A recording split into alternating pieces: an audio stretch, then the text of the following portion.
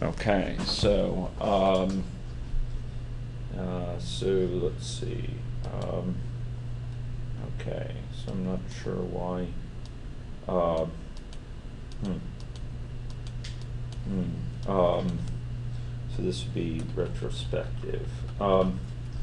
Arash, Yeah. would you mind seeing if Merlin is in? Sure. Okay, thanks very much.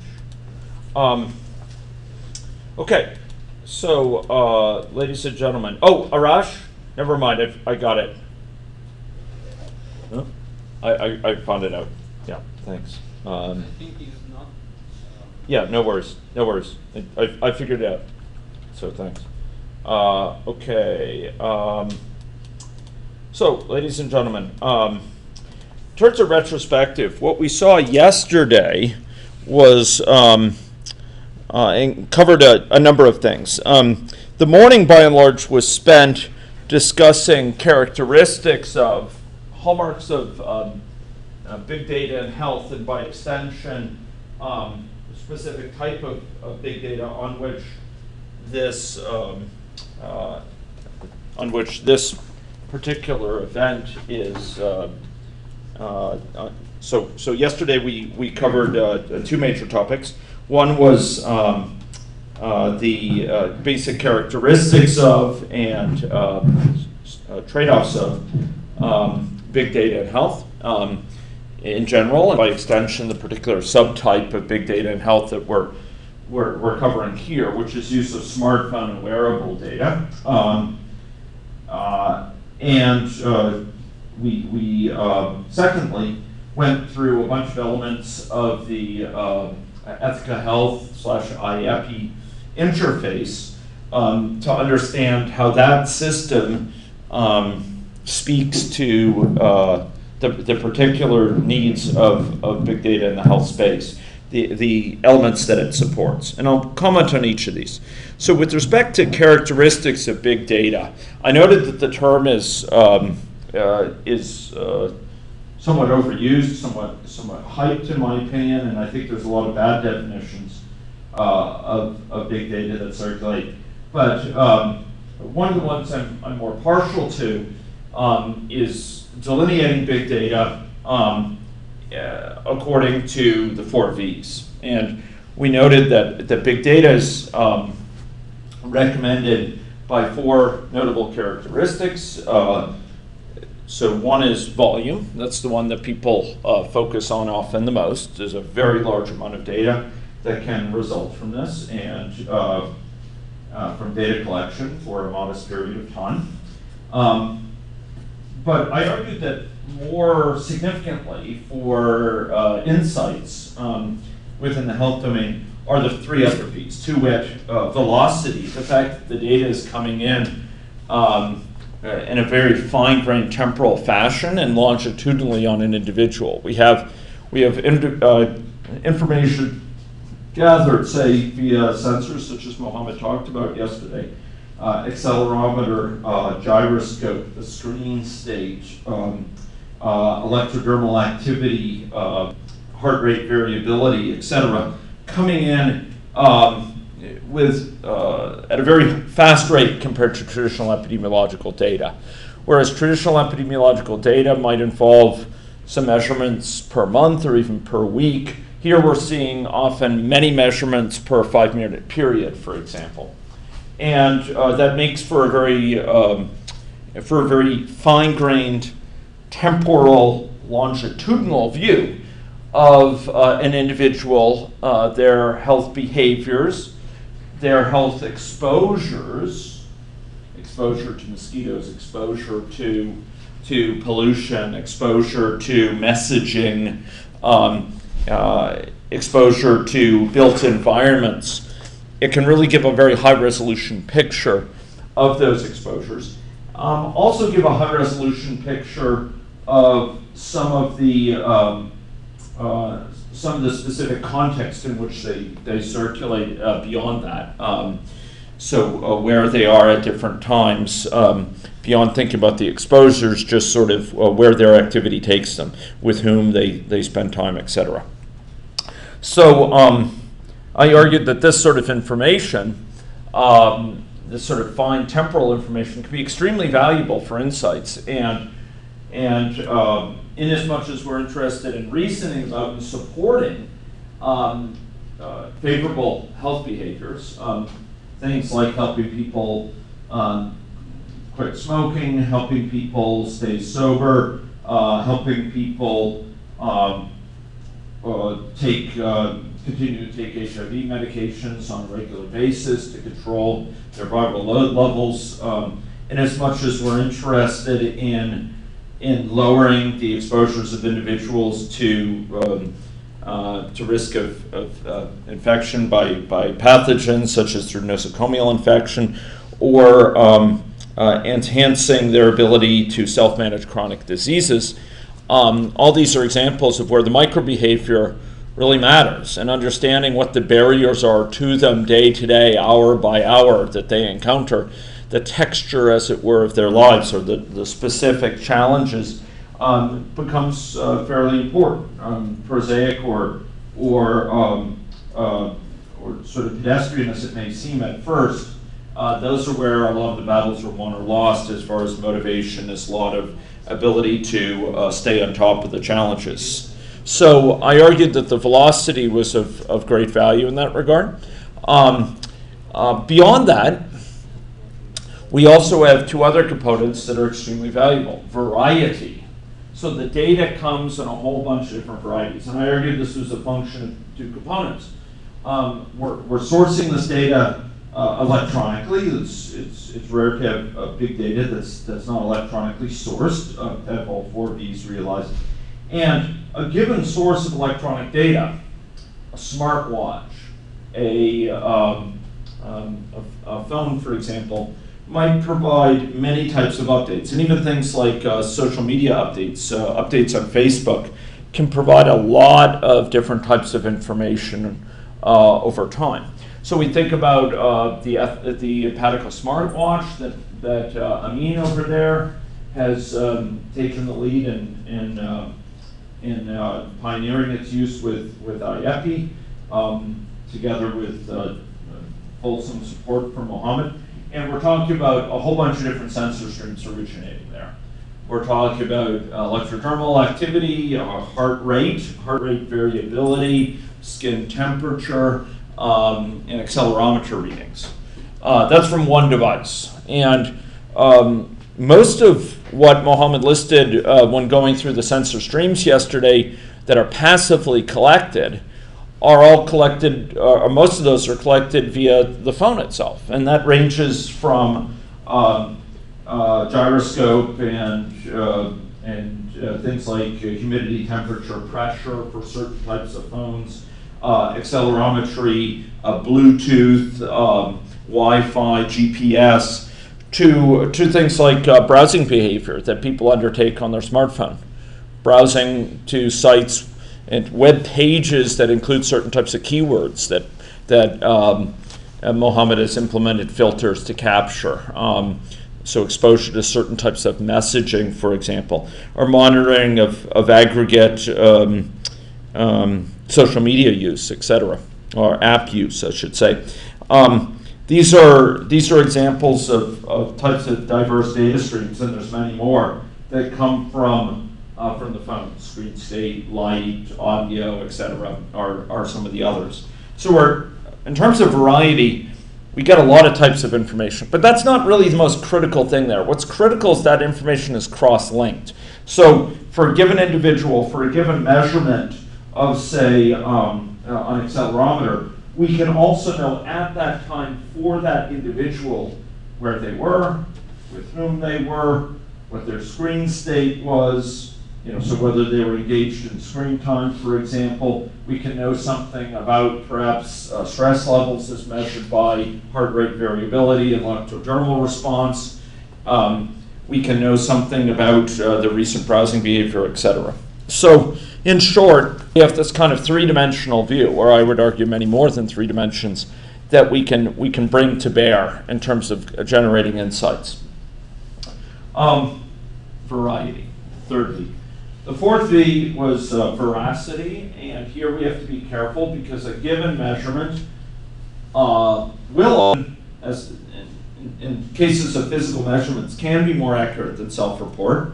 I argued yesterday that in many domains, location, social context, the level of physical activity and sedentary behavior, dietary intake, people find it hard to accurately report their health behaviors. And our studies have borne that out in a number of areas, such as for social context and for location. However,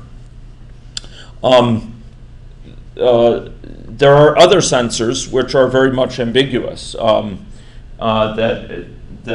come from the phone. So while certain measurements there are indeed more accurate than self-report, there are many sensors from the phones or from smartwatches that are rather ambiguous. Electrodermal response, for example, measures arousal levels, and that by itself doesn't tell whether it's due to stress or other things. We have to couple it with additional sensors to clarify it.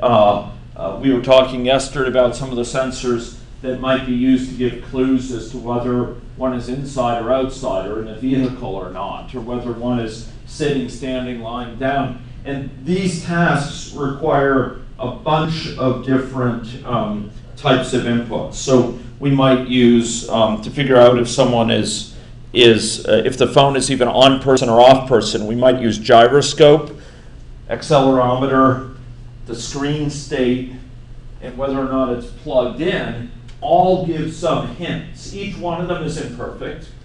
If the screen is not active, it doesn't mean it's on person. If the screen is on, it gives a pretty big hint that it's likely on person. Similarly, if it's plugged in, that's probably a pretty good indication you're not carrying it right now. It's not too common that people have the phone in their pocket while it's plugged in. Among other things, it can get pretty hot.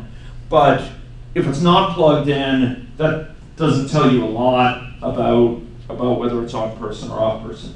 But each of these is a piece in the puzzle. And as we'll see tomorrow or the next day, likely it will be Thursday, we can take fairly sophisticated machine learning techniques and combine all these sensor types to give a picture. It's kind of a game of clue. And the variety of information really helps us in this regard. The fact that we have so many different measurands that relate to the same underlying state. We're trying to tease out the underlying state of a person, and we can do so using many pieces of information that are cross-linked. So that's an aspect of veracity too. Yes, a photo of food is probably a lot more accurate than asking someone 3 months from that home. A series of photos of food is a lot more accurate than asking someone how many fruits and vegetables did you eat after 3 months, looking back. And similarly, the measurements from an accelerometer and a smartwatch are going to be a lot more insightful than their self-report. But a lot of it is about bringing together multiple sensors to have a more fulsome, triangulated picture of what's going on. Okay? 4 V's, characteristics of big data: volume, velocity, variety, and veracity. And I thought the discussion yesterday was pretty good about bringing out some of those aspects. Now, what sort of value propositions does this bring to health? Well, I argued it helped in a number of different areas, including helping us capture symptomology, subclinical symptomology that would otherwise go unnoticed, the very, very large number of cases of possible foodborne illness that never get reported, cases of waterborne illness from going surfing in Southern California that otherwise wouldn't come to the attention of the public health system, the number of cases of side effects of pharmaceuticals that go unnoticed and underappreciated. But it also can capture ideations, sort of people's fleeting thoughts, whether it's about suicide or about tobacco-related cognitions, desire for tobacco products when trying to quit. Factors that again often go unnoticed. We can further capture better understanding of people's choice behaviors, how they choose differently in different contexts. So we can look for a given person. This is notable. It's kind of an A-B sort of situation from an epidemiological perspective. You get a given person and they're exposed to different environments over time, in the course of the day, in the course of their work week, etc. And we can look at how that person's behaviors differ in those different environments. So, when they're in this environment, what sort of sedentary behavior and physical activity are they getting? That same person, same preferences, etc., transition to a different environment, what's their response to those environments? That's an unusual situation from the view of traditional epidemiologic research, where with A-B trials, we might get a couple iterations, kicks of the can, and change context. Now we might have, for a given person in a 3-month period, hundreds of changes of context, and we can start to arrive at some more principled understanding once we look at many people of how those contexts actually, at a mechanistic level, affect behavior.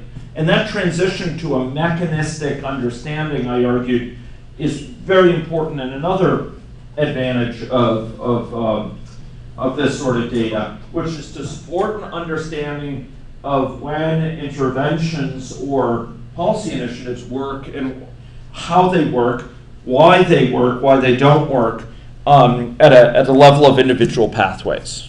And I argued that this is very important to go beyond sort of looking at broad outcomes of these sort of interventions or initiatives to improve things, to be able to delineate certain pathways that were favorably affected, certain that weren't, is a step to effective learning, to turning what could be a policy failure, viewed in traditional terms, into a success of learning, so that we can arrive at a far better policy regime, a far better intervention instrument down the road. And if we can enable that sort of learning, it presages very well, much greater efficiency in terms of investments in changing behavior. I also argued that sort of data can play an extremely valuable role when coupled with dynamic models, which is something we'll see in the last day as well. When coupled with these models that simulate over time behavior across multiple pathways. So that was kind of yesterday's morning. In the afternoon, we spent spent our time discussing a number of things. So we did go through and define a sample study using the Ethica website. In the morning, we had kind of glimpsed the basics of that website. And in the afternoon, we saw how through a series of stages, which require little in the way of mechanical use, but a fair bit in the way of planning and thinking through what's desired, we could define sample studies. And these sample studies could be defined literally, if you have an idea in mind for a study, can be defined in minutes and deployed in minutes. I mean, you could go through a study, come up with a study number coming out of it, and provide that number to people to opt in on their iPhones, opt in on their Android devices.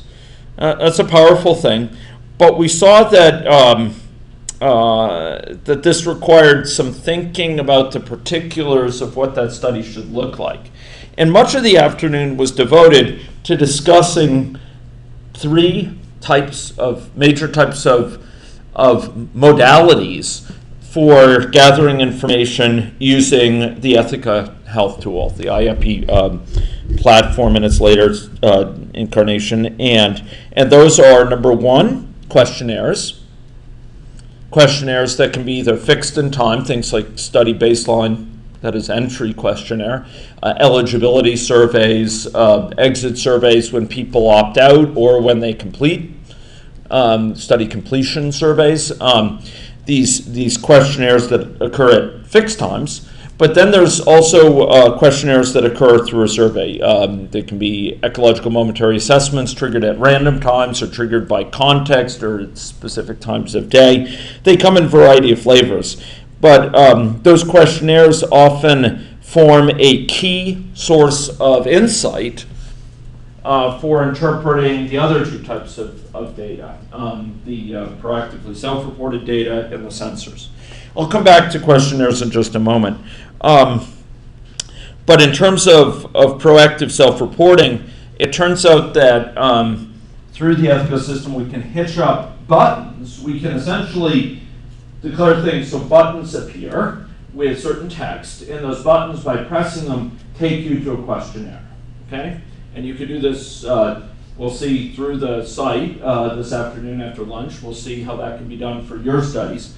But fundamentally, we can roll out questionnaires that are coupled with buttons, and those buttons, by being pushed, allow a person to signal certain things. So maybe they'll signal, I'm testing my blood sugar level, and it will ask them to take a photo of their blood glucometer. Maybe it's going to ask them to push the button when they're eating something. I'll ask them to take a photo of the food. Or maybe it's something I'm feeling ill. Or I'm taking my insulin or some other medication. Or maybe it's experience of a certain distressing thought or even of consideration of suicidal tendency. This could be something that could be reported by a person proactively.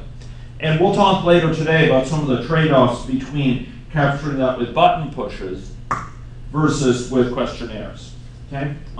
And the short answer there is you want to do both and use them to cross-check each other.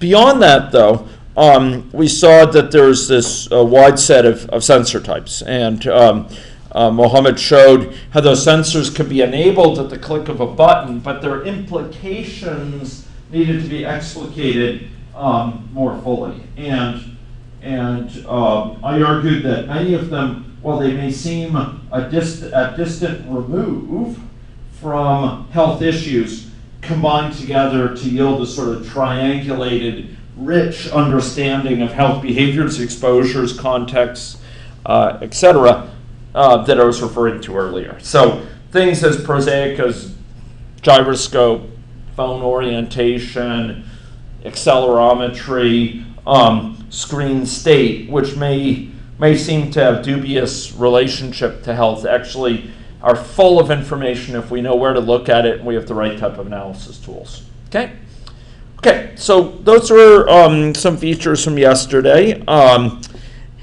Now, as I noted, yesterday we did not get to one of the key features of this boot camp, which was project work on each project, and that will be a central feature this afternoon. So this afternoon, what I'm hoping to do is to demonstrate the defining of questionnaires, and Mohammed, I'm hoping could help with both showing the existing interface and showing an interface that's about to be released within a week or two.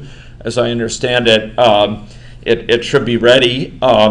That makes defining questionnaires even easier yet. But it's a point-and-click interface that we use within Ethica to define questionnaires of various sorts. And that will be featured this afternoon, and then we're going to go on to applying that. That'll be featured later this morning, and showing how that's hitched up to buttons. And then after lunch, we're going to apply it to your projects. Okay? We're going to define some projects that speak to your interests. Okay. So that was retrospective on yesterday. Any questions before I dive into some new material? We're going to hit on a set of conceptual topics until the break, when we'll switch to this sort of hands-on work with questionnaires. Any questions from yesterday, though?